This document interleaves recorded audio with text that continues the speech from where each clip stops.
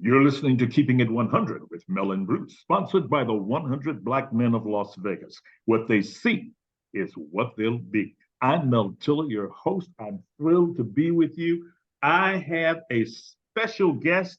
Her name is Shelly Cruz, and she wants to be a state senator representing District 1. Shelly, welcome to the show. Hi, Mel. How are you? I'm glad to be here. And I I love am doing the fantastic. intro. I'm sorry, say it again. I love the intro.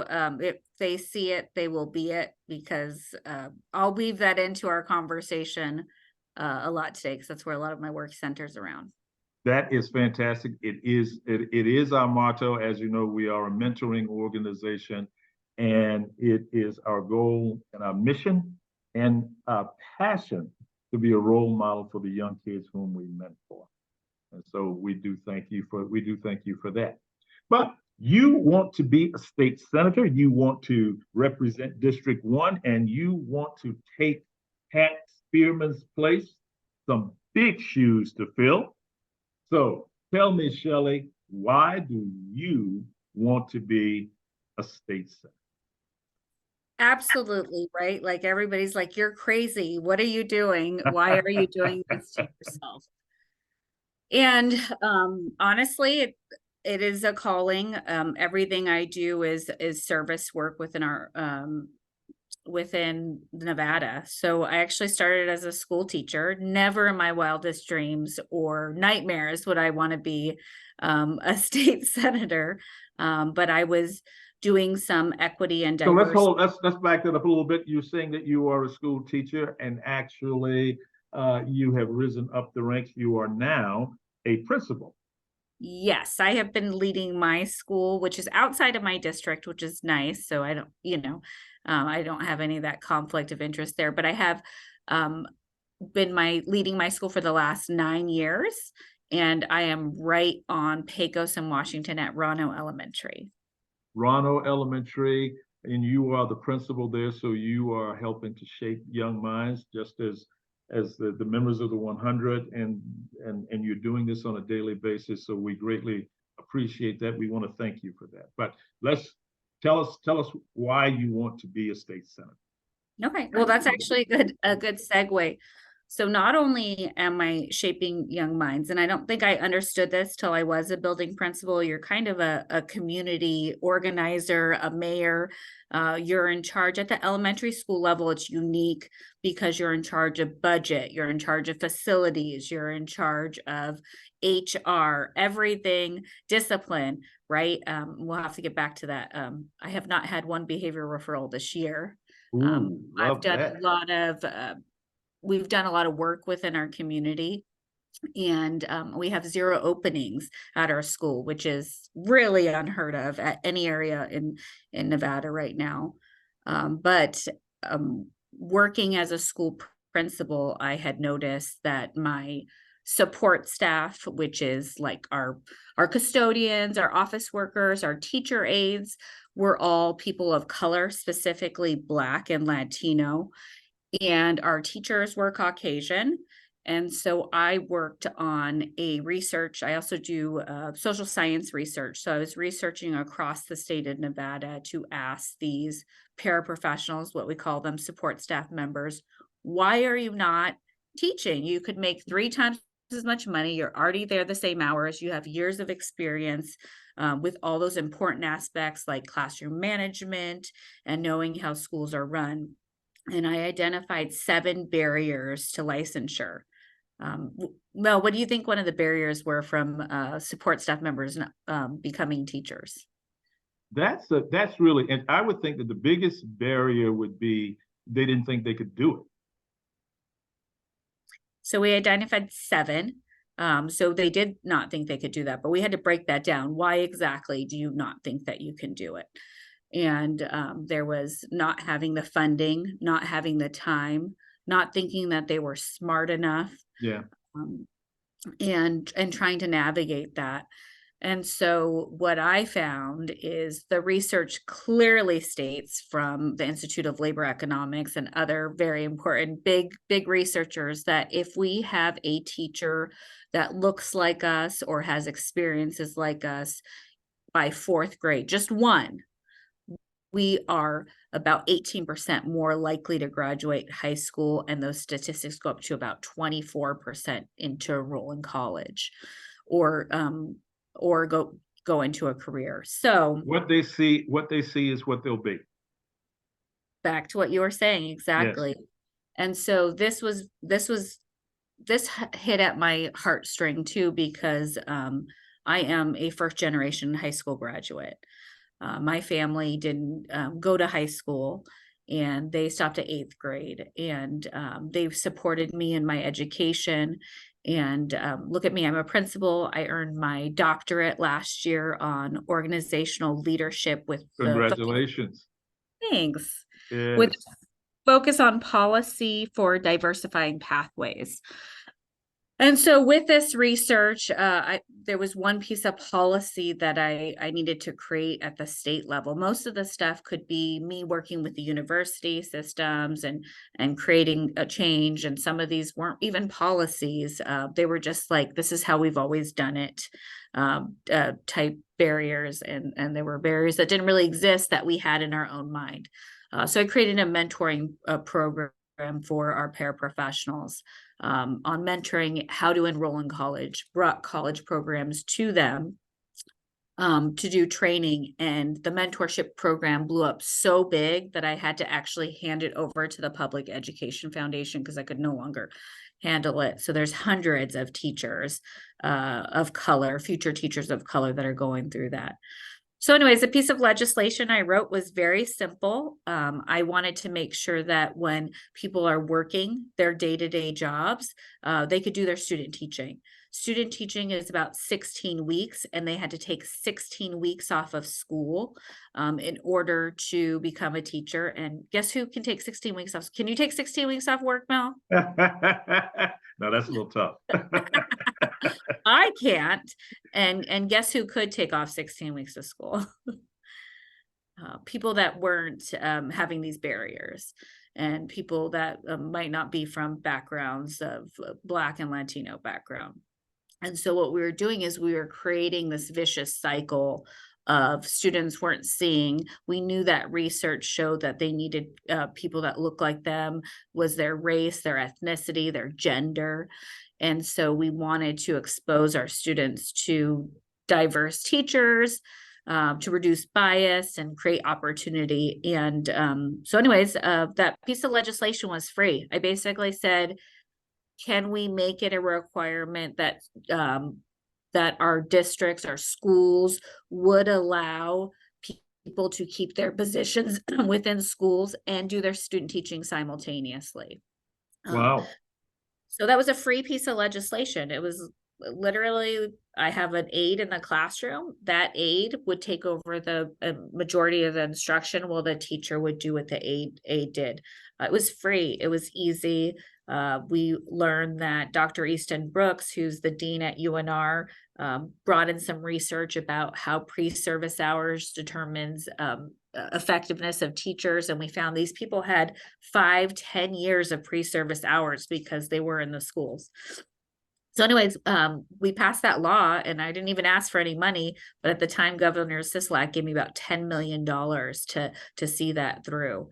And as a result, we created programming that was free for them to go to school, to get their degree stipends. And so far, we've graduated almost 400 Black, Latino, and first generation college students, and that's only been a few years. Wow. And it's growing. And not only that, this is nationally replicated research and action that has been taken. So anyways, I know the question was, why are you sending? I had to tell that whole story. No, that's good. That's great information. That is great information. Yes. I had to tell that whole story because I've kind of been obsessed with fixing organizational problems to create opportunities. my whole goal is that anyone within the state of Nevada, well, actually anywhere in the world, but I'm looking at the zone right now within the state of Nevada, can be whatever they want to do and not based on their circumstances, based on their goals and dreams. And so my work has really been in building advocacy in others, sharing power, and not giving a hand down to anyone, giving a reach across the aisle. Let's come together. Let's solve these problems together. Showing people how to advocate for themselves and their families, how to advocate for themselves. Because I had to go through that journey too.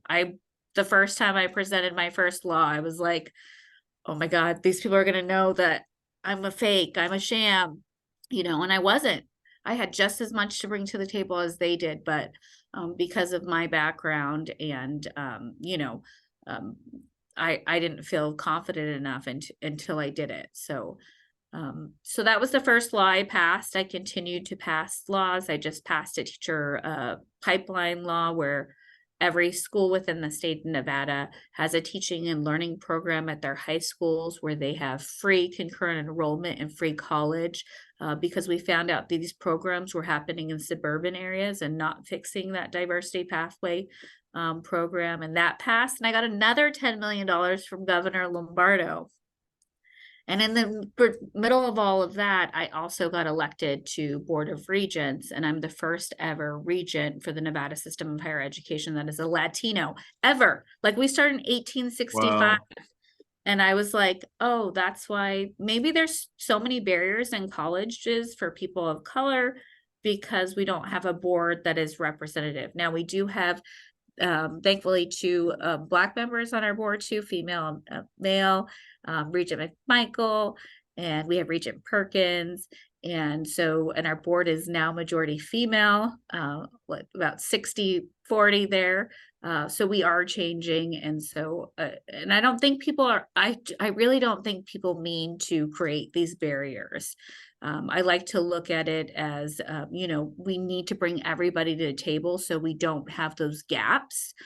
And so I truly believe in intentions and the best of people. And so now that we do have a diverse board, we're able to look at strengthen our organization, right? And so now I want to run for Senate because I've found that the little bit of work, I always think big, act small, and let it ripple out. And I really have seen the rippling effect it's had for the state of Nevada, for my students, for my community, for myself, for my own daughter who's going to school to be a teacher right now. And so, I want to continue to do that work. And one other thing too is, as a school principal, I'm practicing right now. I'm a practitioner within the community, and I get to see so many of our social issues like in my face every day. Like, talk to me about the top 3 social issues that you're seeing right now. Yeah, so absolutely. There's so many. Yes, but there are a lot. Right now, education is so important. Education for our students, we are 49th, 50th right now in horrendous, especially when you consider how much money there is in Las Vegas. I can understand Mississippi. I can understand Alabama. They can easily talk about the resources. That is not the problem here in Las Vegas. They print money down on the strip, literally. And every citizen of Las Vegas should be ashamed that CCSD is rated that low. And I spoke to a group of parents recently and told them that this is personal. And all of us should be taking that personal. So as senator, how are you going to impact this situation? So I actually took a class this weekend on like funding formulas and how we impact, how we pay for education here. We did put a lot of money this last legislative session. We had historical money. It is earmarked for teachers. We need to make sure that it gets to our teachers, to our buildings. And why do I say to our teachers? Because one of the biggest success measures for our students is small class sizes. And so if we are able to reduce our class size and be able to hire teachers, that is going to be money that directly impacts our students. And so we have the money for the teacher raises. We have 11 districts in the state of Nevada, 10 have received their raises. I'm waiting for my teachers to receive their raises right now. That this is the biggest issue right now. Like I said, I've led my building for 9 years. I have no turnover. I actually have a waiting list within our school because we operate in so many different places, and people are like, well, we want to come to your school. So why do you not have any very much teacher turnover? Because we did a lot of pipeline pathway work. So we have people that are Exactly what does that mean? So we have our support staff members that are getting licensed to be teachers or have. So we have kind of a I would say, of that. And then I also teach salary renewal classes across the state of Nevada. So sometimes I'll have up to 500 students in my class through salary renewal. So I'm constantly advertising my school. They're like, oh, that sounds great. I'd love to work at your school. And then I have a lot of teachers that are taking. And tell me again, and tell our listening audience exactly what salary renewal is. Oh yeah, sorry, salary advancement renewal. So teachers in the state of Nevada are required to take coursework to renew their license. I believe it's every 6 years. And so that's a lot of controversy in itself because not a lot of professions require them to pay, especially getting paid $50,000 a year. Also, teachers within districts can get pay raises. They're called step increases based on their education. And so I'll teach coursework that will go toward both license renewal and salary advancement. Okay, all right. So education is one of the areas that you're focused on, that you see there's a problem. Give me 2 more. Yeah, education. Housing is very, very important right now. Affordable housing is a really big problem all over the state now, even in Reno. It's gone up like crazy there. And so I really want to work on solutions for housing. I've heard several. So what I'm doing right now as I'm campaigning is I'm meeting with constituents to, what problems are you facing, and listening to solutions from all sides. So I've learned about, using BLM, state land, other land to build affordable housing, but it seems like a Band-Aid solution. So I would also like, to help support one of the unique ideas with down payments or reducing interest rates would help with first-time home buyers. And I really want to do anything I can do to help support housing. My daughter is going to graduate next year. She's going to start at $50,000 a year as a teacher, and there is nowhere she would be able to buy a house in the state of Nevada. I see, and you're right. Housing is a very, very big deal. Okay, and the third issue that you're seeing. So we've got education and we have housing. What's the third? Healthcare. Anything with healthcare, preventative healthcare. So one of the things that I've noticed is that some of our areas within the state of Nevada, especially where I am in Senate District 1, North Las Vegas, there is medical deserts. There we don't have access to healthcare as much as other areas within the state of Nevada. The school that I lead is not in North Las Vegas, but we border it, and there's the same issues here. especially when, my students get an injury or are sick. It is really hard to, a lot of our families don't have insurance or, have issues with getting immediate care. And so what that does is it actually hurts Nevada even more because we're not taking care of we're not doing preventative care.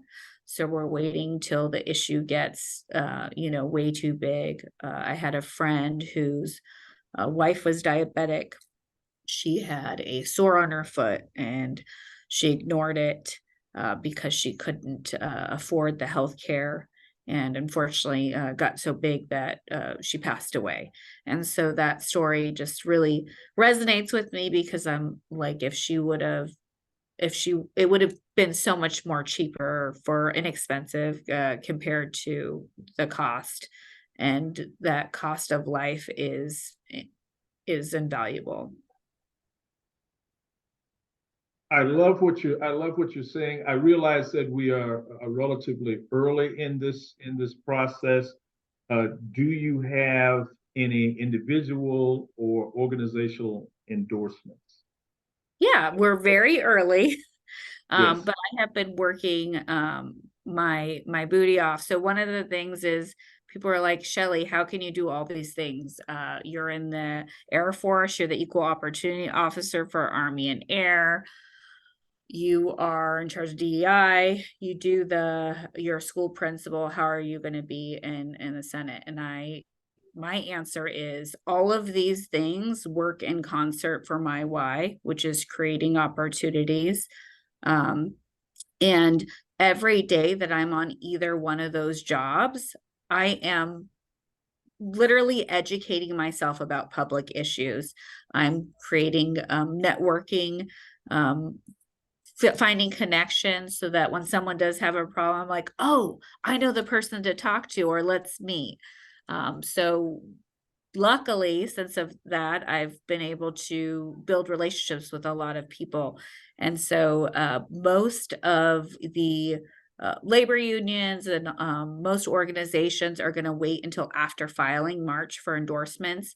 But I do have the caucus endorsement, which I'm very happy about, the Senate Debs caucus, which is our The caucus. Democratic caucus? Okay. Yeah. So I have that. Senate District 1 is a Democratic seat. So it's really going to be a primary race. And then Pat Spearman, Senator Spearman, Lieutenant Colonel Spearman, Dr. Spearman. Yes. is terming out, and she has also endorsed me.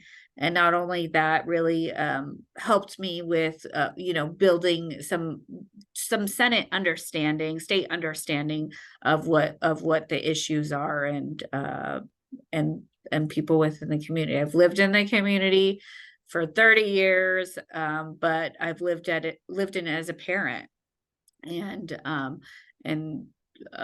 it's been interesting to see, at the events now, being one of those people that could actually create some big change and support. So yeah, those are the two endorsements I have right now, but I am aggressively, even when someone says no, they're like, okay, but hey, don't forget about me. Hello. So it's been fun. I mean, it's been a fun process. I love that. You've been so gracious with your time. I'd like to leave the last word with you. What would you like to leave our listening audience with? Yeah, absolutely.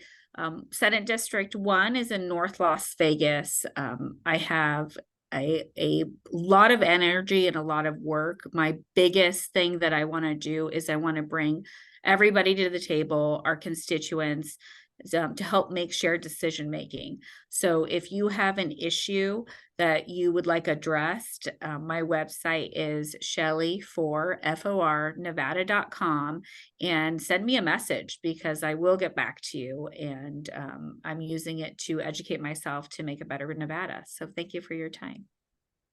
Thank you so much, ladies and gentlemen. You've heard it here. Her name is Shelly Cruz Crawford. She wants to be the state senator for District 1, and she has some wonderful ideas. She's been endorsed by our sitting senator, Senator Pat Spearman, a friend of the show, and she has some great ideas.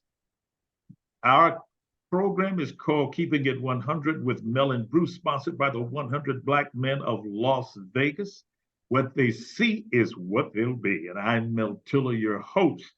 And until next time, keep it 100.